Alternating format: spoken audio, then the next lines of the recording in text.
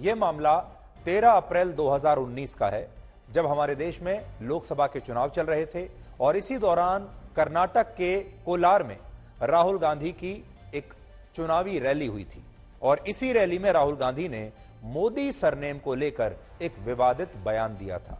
उस समय अपने चुनाव प्रचार के दौरान हुई इस रैली में जो लोग आए थे, उन लोगों से राहुल गांधी ने पूछा कि सभी चोरों का सरनेम मोदी क्यों है, और इसी के बाद यह पूरा मामला तब अदालत में पहुंचा। आप पहले उनका यह 4 साल पुराना बयान सुन लीजिए, जिसके लिए अदालत ने आज उन्हें मानहानि का दोषी माना है और 2 साल जेल की सजा सुनाई है। दिनेश मोदी ने ही राहुल गांधी के खिलाफ अदालत में यह पूरा केस लड़ा और यह मुकदमा आईपीसी की 2 धाराओं के तहत दर्ज हुआ था। इनमें एक धारा थी 499 और दूसरी धारा थी 500। इन दोनों ही धाराओं में तब कोई मामला दर्ज होता है जब किसी व्यक्ति पर आपराधिक मानहानि का आरोप होता है, तो यह आपराधिक मानहानि का मामला है। मानहानि का मतलब यह कि किसी व्यक्ति, समाज या संस्था को अपमानित करना और झूठ और भ्रामक जानकारी के आधार पर उसकी छवि और उसकी पहचान को धूमिल करना। और इन धाराओं में आरोपी व्यक्ति को कम से कम 2 साल की सजा होती है और इस हिसाब से देखें तो अदालत ने राहुल गांधी को इन दोनों ही धाराओं में दोषी पाया है और उन्हें 2 साल की सजा भी सुनाई है। हालांकि ये मामला, ये बात यहां खत्म नहीं होता और आज हम आपको ये बता रहे हैं कि यह मामला बहुत दूर तक जाएगा। सूरत की सेशंस कोर्ट ने आज जब यह फैसला सुनाया, तब अदालत ने एक बहुत ही महत्वपूर्ण बात कही है जो आज आप सबको, पूरे देश को पता होनी चाहिए।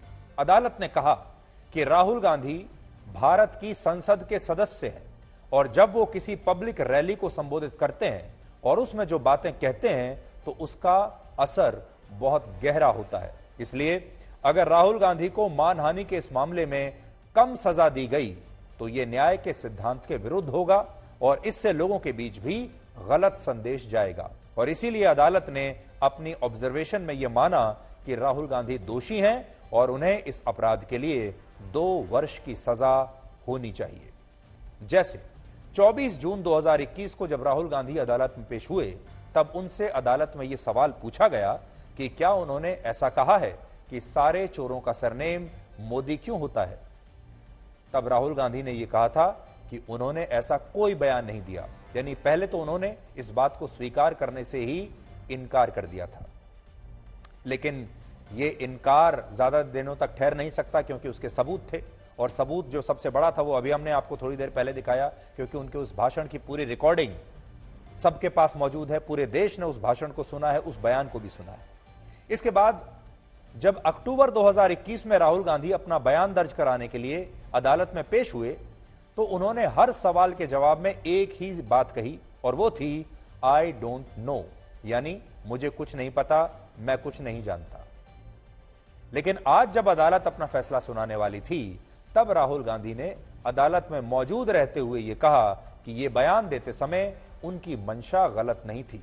यानी इससे आप यह समझ सकते हैं कि अदालत में तो राहुल गांधी कुछ और कहते हैं, लेकिन बाहर आकर वो ये बताते हैं कि सत्य की लड़ाई लड़ने के लिए उन्हें परेशान किया जा रहा है, उन्हें सताया जा रहा है, सरकार उन्हें अपना निशाना बना रही है, लेकिन अदालत में कुछ और कहते हैं।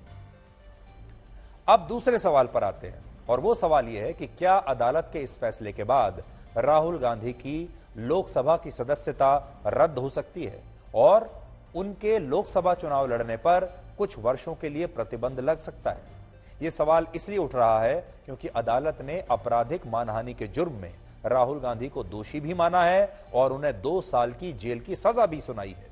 हालांकि इस फैसले के साथ ही अदालत ने राहुल गांधी को जमानत दे दी है। राहुल गांधी को इसी अदालत ने बेल दे दी है और उन्हें अब ऊपरी अदालत में अपील करने के लिए 30 दिन का समय भी दिया गया है कि ये 30 दिन है आपके पास, आप ऊपरी अदालत में जाकर इस फैसले के खिलाफ अपील कर सकते हैं। इसका मतलब यह है कि अगर अगले 30 दिन में राहुल गांधी की अपील पर हाई कोर्ट ने सेशंस कोर्ट के इस फैसले पर स्टे नहीं लगाया, तो फिर राहुल गांधी को जेल जाना पड़ सकता है। इससे भी बड़ी बात यह है कि इस फैसले के बाद राहुल गांधी की लोकसभा की सदस्यता भी रद्द हो सकती है और यह एक बहुत बड़ी बात होगी। इसके लिए हमारे देश में एक कानून है जिसे the representation of the people act कहते हैं। और यह वही कानून है जिसे वर्ष 1951 में राहुल गांधी की दादी इंदिरा गांधी के पिता पंडित जवाहरलाल नेहरू ने देश की इसी संसद से पास करवाया था। इस कानून के सेक्शन 8 के तीसरे भाग में यह लिखा है कि अगर किसी सांसद को किसी आपराधिक मामले में दोषी पाया जाता है और उसे 2 साल या 2 साल से ज्यादा की सजा होती है तो वो जनप्रतिनिधि अपनी सदस्यता खो देगा और अपनी सजा पूरी करने के बाद 6 वर्ष तक वो कोई भी चुनाव नहीं लड़ पाएगा। हालांकि आज बहुत सारे लोग ये भी बात कर रहे हैं कि इस कानून के सेक्शन 8 के चौथे भाग में यह लिखा है कि अगर कोई सांसद आपराधिक मामले में दोषी साबित होता है और उसे 2 साल या उससे ज्यादा की सजा होती भी है तो उसे ऊपरी अदालत में अपील करने के लिए 3 महीने का समय मिलेगा। 3 महीने का समय मिलेगा और जब तक ऊपरी अदालत में इस अपील पर फाइनल फैसला नहीं हो जाता तब तक उस सांसद की सदस्यता रद्द नहीं की जा सकती। और इसी आधार पर आज बहुत सारे जो कानून के जानकार हैं या बहुत सारे जो नेता भी हैं वो ये कह रहे हैं कि राहुल गांधी की लोकसभा की सदस्यता को कोई खतरा नहीं है। लेकिन आज हम आपको इससे भी आगे की बात बताना चाहते हैं। हम आपको ये बताना चाहते हैं कि ये बात सही है कि इस कानून में ये सारे प्रावधान मौजूद हैं, लेकिन एक अपडेट ऐसा है जिस पर शायद लोगों की नजर नहीं गई है और वो अपडेट ये है, वो है वर्ष 2013 में सुप्रीम कोर्ट ने एक फैसला सुनाया था जिसमें सुप्रीम कोर्ट ने इस सेक्शन को नल एंड वॉइड करते हुए यह कहा था कि अगर किसी एमपी, एमएलए या एमएलसी को 2 या उससे ज्यादा वर्ष की सजा होती है तो वो उसी समय से अयोग्य माना जाएगा। ध्यान देने वाली बात यह है कि उसी समय से अयोग्य माना जाएगा जिस समय सजा सुनाई जाएगी। इसलिए 3 महीने का समय उसे नहीं मिलेगा और उसकी सदन की सदस्यता तुरंत रद्द हो जाएगी। और इसकी भी एक पूरी प्रक्रिया है। जैसे आज राहुल गांधी के खिलाफ यह फैसला आया है तो अब लोकसभा सचिवालय की तरफ से उन्हें अयोग्य करार देने का एक नोटिस जारी किया जाएगा। फिर चुनाव आयोग को इसकी जानकारी दी जाएगी और यह बताया जाएगा कि इस सांसद की सीट अब खाली हो चुकी है। और यही वजह है कि जब से यह फैसला आया है तभी से कांग्रेस पार्टी के लोग लगातार विरोध प्रदर्शन कर रहे हैं। और कांग्रेस पार्टी ने तो राहुल गांधी की इन तस्वीरों को ट्वीट करते हुए यह भी लिखा कि शेर आ चुका है। हैरानी की बात यह है कि इस पूरी राजनीति में कांग्रेस पार्टी ने अदालत को भी घसीट लिया है और अदालत के फैसले पर ही अब सवाल खड़े करने शुरू कर दिए हैं। कांग्रेस पार्टी ने अपने एक और ट्वीट में लिखा कि राहुल गांधी को इस सजा के जरिए डराने की कोशिश हो रही है, लेकिन वो लड़ेंगे भी और जीतेंगे भी। और इसी तरह कांग्रेस पार्टी के अध्यक्ष मल्लिकार्जुन खड़गे ने भी आज कहा कि जिस तरह से इस मामले में अदालत के जज लगातार बदले जा रहे थे उससे उनकी पार्टी को अंदाजा हो गया था कि क्या फैसला आने वाला है। और यहां बात सिर्फ कांग्रेस पार्टी की नहीं है। दिल्ली के मुख्यमंत्री अरविंद केजरीवाल ने भी आज ट्वीट किया और लिखा कि कांग्रेस पार्टी से उनके मतभेद हैं, लेकिन राहुल गांधी को मानहानि के मुकदमे में फंसाना ठीक नहीं है और वो अदालत के फैसले से असहमत है।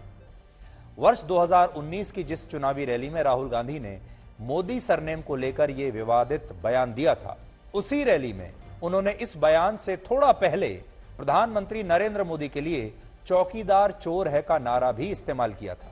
और इस नारे के लिए वो सुप्रीम कोर्ट में 1 या 2 बार नहीं बल्कि 3 बार अपना माफीनामा दे चुके हैं।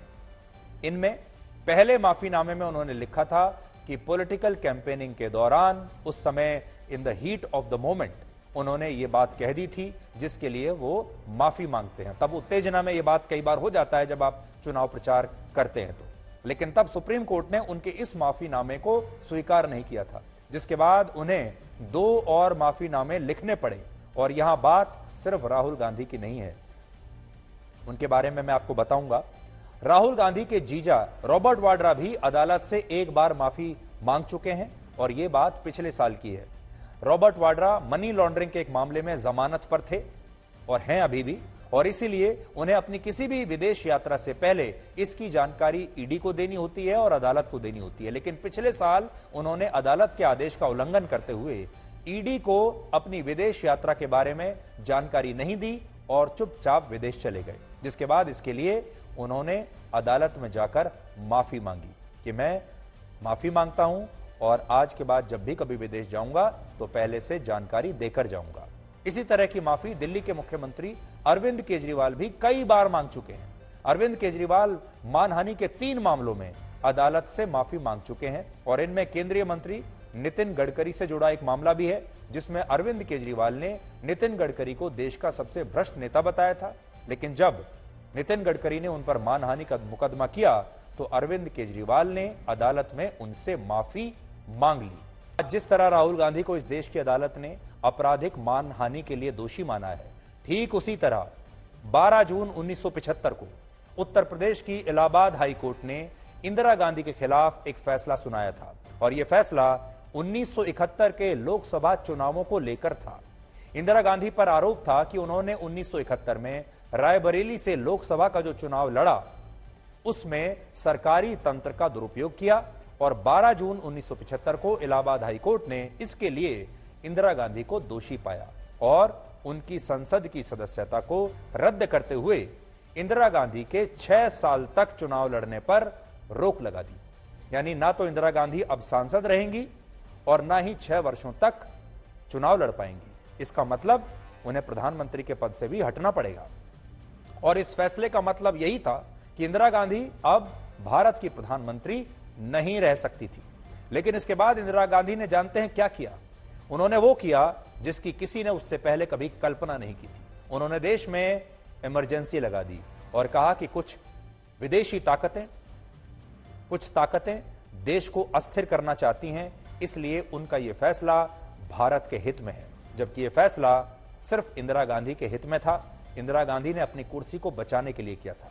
इसके अलावा इंदिरा गांधी ने इलाहाबाद हाई कोर्ट के उस फैसले को रोकने की तमाम कोशिशें की थी और इसके लिए उन पर फैसला सुनाने वाले जज की जासूसी कराने के भी आरोप लगे थे।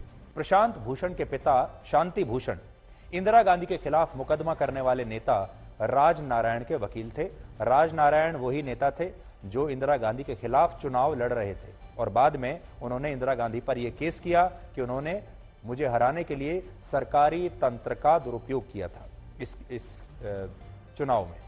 इस किताब में लिखा है कि जब मई 1975 में कोर्ट ने अपना फैसला सुरक्षित रख लिया था, तब इलाहाबाद से उस समय के कांग्रेस सांसद ने इस मामले की सुनवाई कर रहे जस्टिस जगमोहन लाल सिन्हा के घर पर जाकर उनसे मिलने की कई बार कोशिश की और उस समय जस्टिस जगमोहन लाल सिन्हा को कई तरह के प्रलोभन और लालच दिए जा रहे थे ताकि वो ऐसा फैसला सुनाएं जो इंदिरा गांधी के पक्ष में हो, इंदिरा गांधी के अनुकूल हो, क्योंकि उन्हें डर था कि ये जज कहीं हमारे खिलाफ फैसला ना सुना दे। ये पुस्तक मैं लेकर आया हूं।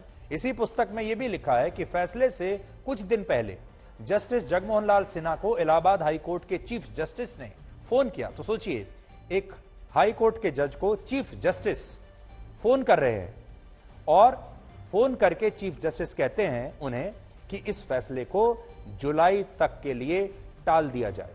लेकिन जब उन्हें यह लगा कि इंदिरा गांधी की तरफ से उन पर दबाव बनाया जा रहा है तो उस जज ने अपने स्टाफ से कहा कि अब तो फैसला 12 जून को आकर ही रहेगा, क्योंकि जज समझ गए थे कि तरह तरह से दबाव डाले जा रहे हैं, प्रलोभन दिए जा रहे हैं और जो उनके बॉस थे चीफ जस्टिस, उनसे भी फोन कराया जा रहा है। इसका मतलब इस फैसले को सरकार रोकना चाहती है और उन्होंने ये तय कर लिया कि अब तो ये फैसला सही समय पर वो सुनाकर ही रहेंगे। और सबसे बड़ी बात यह कि आज राहुल गांधी की अदालत में दोषी होने के बाद कांग्रेस पार्टी उनके इस तरह के पोस्टर्स के साथ प्रदर्शन कर रही है। ठीक उसी तरह जब इंदिरा गांधी के दोषी साबित होने के बाद दिल्ली में सड़कों पर इंदिरा गांधी के ये पोस्टर्स लगे हुए थे। इतिहास कई बार अपने आप को दोहराता है। बड़े पर्दे पर आप देखिए 1975 में इंदिरा गांधी के पक्ष में कैसे पोस्टर्स थे, देखिए आप देखिए, ये 1975 में पोस्टर्स लगे थे जब इंदिरा गांधी दोषी साबित हुई थी अदालत में। इनमें से एक पोस्टर पर लिखा है भ्रष्ट इंदिरा गांधी त्याग पत्र दो और कांग्रेस पार्टी के पोस्टर्स पर लिखा था इनकी लड़ाई हमारी लड़ाई। तो ये दो तस्वीरें हैं, इसे आप ब्लैक एंड व्हाइट भी कह सकते हैं। देखिए, इसका एक पक्ष यह है कि भ्रष्ट इंदिरा गांधी त्याग पत्र दो और दूसरा पक्ष यह है इनकी लड़ाई हमारी लड़ाई, यानी कार्यकर्ता जो कांग्रेस पार्टी के हैं वो कह रहे हैं इनकी लड़ाई हमारी लड़ाई, और फिर थोड़े दिन के बाद हमारी लड़ाई का मतलब हो गया देश की लड़ाई। हालांकि सुप्रीम कोर्ट के फैसले के बाद इंदिरा गांधी ने देश में इमरजेंसी लगा दी और इसके बाद उन्होंने संविधान में 39वां संशोधन किया जो कहता था कि राष्ट्रपति, उपराष्ट्रपति, प्रधानमंत्री और लोकसभा अध्यक्ष से संबंधित विवाद और मामले अब से न्यायपालिका के क्षेत्राधिकार में नहीं आएंगे। और इसके बाद इस मामले में सुप्रीम कोर्ट में सुनवाई हुई और 7 नवंबर 1975 को सुप्रीम कोर्ट ने हाई कोर्ट के फैसले को पलट दिया और इंदिरा गांधी ने दोषी साबित होते हुए भी पूरी कहानी को बदल दिया था।